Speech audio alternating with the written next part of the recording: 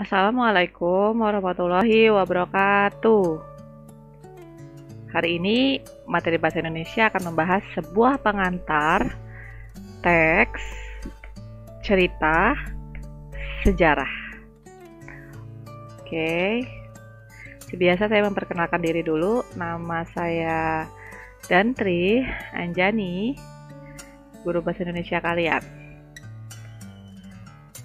Halo, kalian bisa cek materi ini di laman YouTube saya, Miss Sis Unicorn.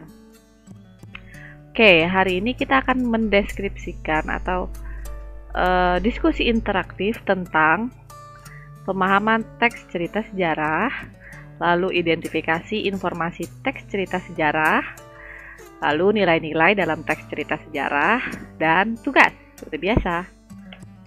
Baik, nah sekarang kita akan membahas pemahaman teks cerita sejarah.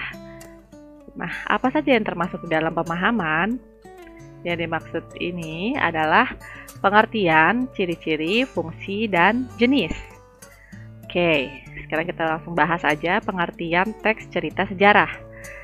Nah, teks cerita sejarah tidak akan lepas dari kata sejarah itu sendiri. Jadi kita harus mengartikan dulu, memberi pengertian dulu atau definisi untuk sejarah. Pengertian sejarahnya, lalu kita baru bisa menerka pengertian teks cerita sejarah dari sejarah tadi ya. Oke, apa sih sebenarnya sejarah? Sejarah itu adalah pengetahuan atau uraian tentang peristiwa dan kejadian yang benar-benar terjadi dalam masa lampau. Biasanya efeknya besar ya, dan pasti ada perubahan di dalamnya.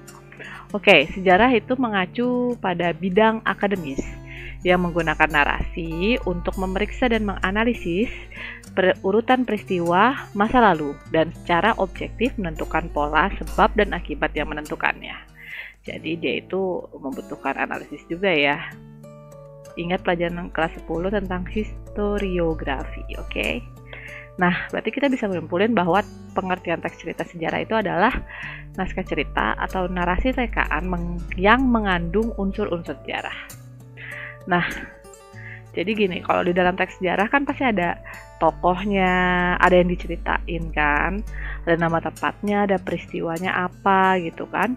Nah, di dalam teks cerita sejarah itu ditambahkan cerita yang sifatnya rekaan. Jadi kayak semacam background atau latar belakang terjadinya suatu hal itu. Bisa juga tentang mitos-mitos, asal-usul negeri, mitos kedatangan sebuah agama, dan banyak mitos lainnya, alegori dan lain-lain. Oke, jadi apa pengertian teks cerita sejarah?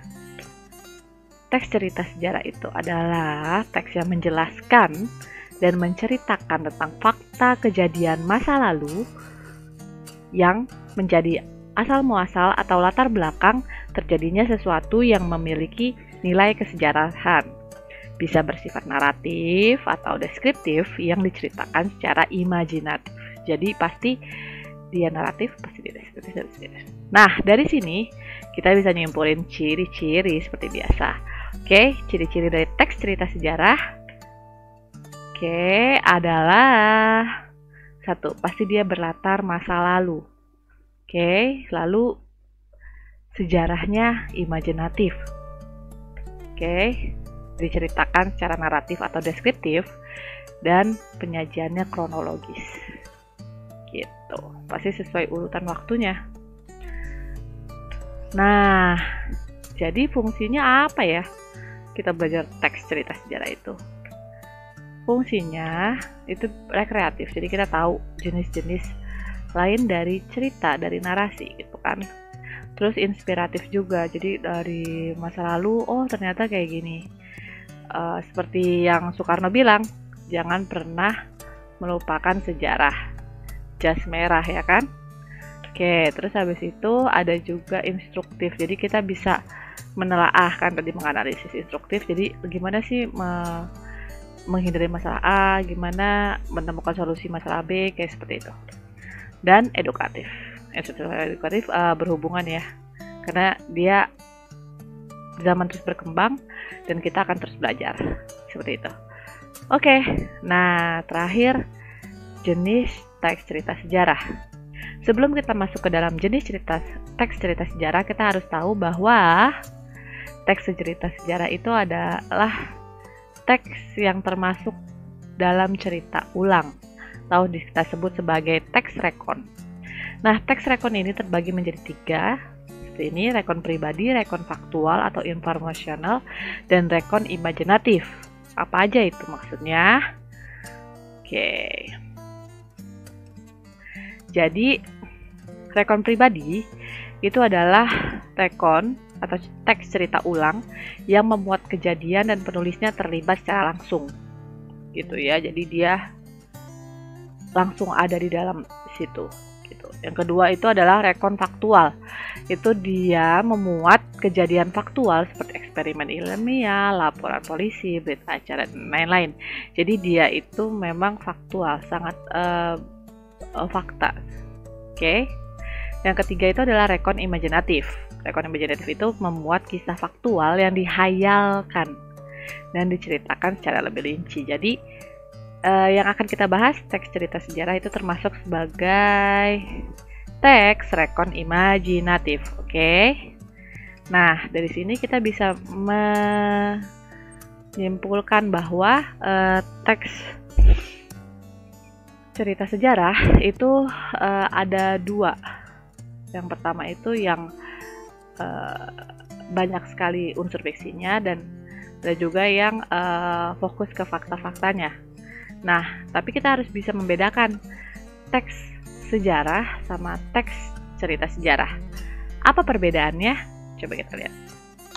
Jadi teks sejarah itu pasti dituntut menunjuk kepada hal-hal yang memang ada atau terjadi, seperti itu. Dan kalau novel bisa saja menggambar, ditambah-tambahin gitu. Latar belakangnya tuh sebenarnya nggak ada tapi ditambah-tambahin, ya kan.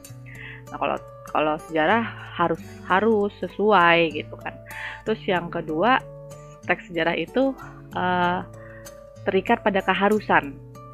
Jadi tidak boleh ada yang ditambah.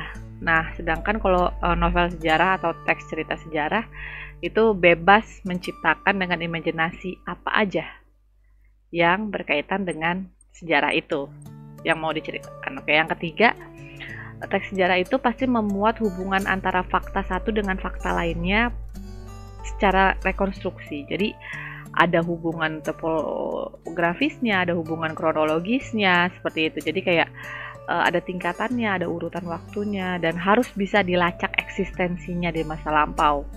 Misalnya kita sebut ada tokoh namanya Joko gitu kan, waktu proklamasi gitu kan, beneran ada enggak? Seperti itu harus dicek lagi. Nah, itu adalah teks sejarah. Kita sebutnya sebagai kritik sumber di historiografinya ya. Oke. Nah, kalau novel sejarah, faktor perekayasaan pengarang lah yang difokuskan atau yang dipakai sebagai koherensi, dan sejarah itu adalah sebagai sebagai wadahnya untuk menceritakan suatu cerita tersebut, seperti itu. Semoga kalian tidak ada pertanyaan.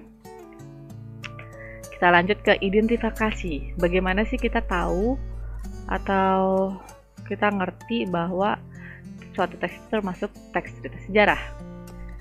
Nah, tahapannya adalah ada 3. Pertama, kita membaca teks cerita sejarah dengan seksama, kemudian mengidentifikasi pokok isi dalam teks cerita sejarah, lalu mencatat pokok-pokok isi dalam teks cerita sejarah. Jadi pertama kita harus baca dulu, ya kan? Terus habis itu baru kita tentuin gagasan pokoknya, terus kita catat pokok-pokok itu, seperti itu.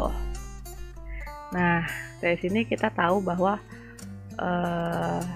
kalau dia memenuhi ciri-ciri tadi, memenuhi fungsi, memenuhi pengertian, ya kita bisa menyebutkan itu sebagai teks cerita sejarah.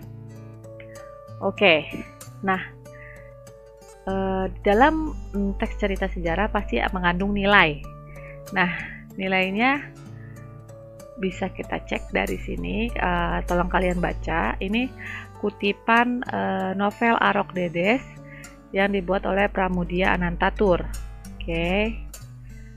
4, dan dari sini kita bisa menyimpulkan ada nilai-nilai di dalamnya. Ada nilai apa aja sih? Nah, nilai-nilai yang terkandung di dalam teks cerita sejarah itu ada nilai moralnya, terus ada nilai estetika atau keindahannya, ya kan? Terus ada nilai humanismenya, jadi berkaitan sama sosial, berkaitan sama politik, berkaitan sama ekonomi, budaya, dan lain-lain. Jadi evolusi Hamkam biasanya sebagai humanisme. Oke. Kemudian ada etika di dalamnya, bagaimana menerapkan suatu nilai-nilai moral. Terus ada kritis, jadi kita bisa kritis terhadap kejadian masa lampau itu. Dan karena semua itu mengandung hal-hal yang bisa kita ambil sebagai pembelajaran di kehidupan kita mendatang. Benar? Jadi sampai sini semoga kalian tidak ada pertanyaan karena saya akan memberikan tugas. Oke, ada 3 tugasnya ini. Nah, silakan kalian kerjakan. Dikumpulkan minggu ini. Dan terima kasih, semoga tidak ada pertanyaan. Oke. Nah, kalau ada pertanyaan tetap silakan kalian berdiskusi atau menanyakan di dalam laman materi di sekolah.id. Oke, seperti biasa, terima kasih kalian sudah sempat melihat dan sampai akhir materi YouTube ini. Semoga kita bisa lanjut di pertemuan berikutnya membahas mengenai struktur, kaidah kebahasaan, dan bagaimana cara yang baik untuk membuat dan menyunting teks cerita sejarah. Oke, sampai ketemu minggu depan. Assalamualaikum warahmatullahi wabarakatuh.